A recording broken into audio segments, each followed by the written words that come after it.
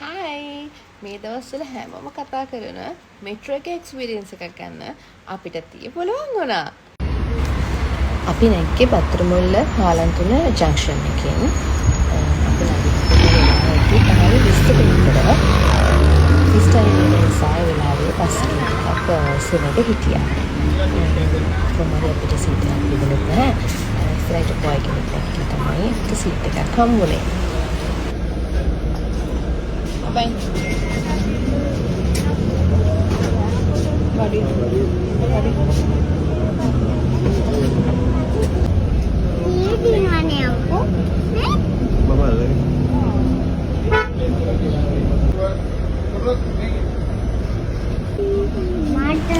Bus එකේ සැරේ ගොඩක් හිටපු නිසා රිකෝඩ් වීඩියෝ කරන්න ගියේ නැහැ මම චේතන හින්දා.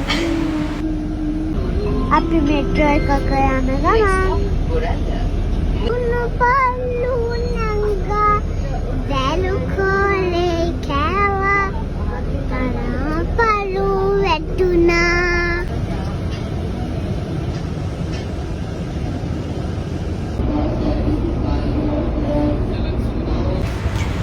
අපි මරදානෙන් තමයි බැස්සේ. මරදාන ස්ටේෂන් එක පහ වෙලා එල්ෆින්ස්ටන් එක ළඟ තමයි මෙට්‍රෝ එක නවත්තන හෝල්ට් එක තියෙන්නේ. ඉතින් අපි එතනින් බහලා අපි ආවා ස්ටේෂන් එකට.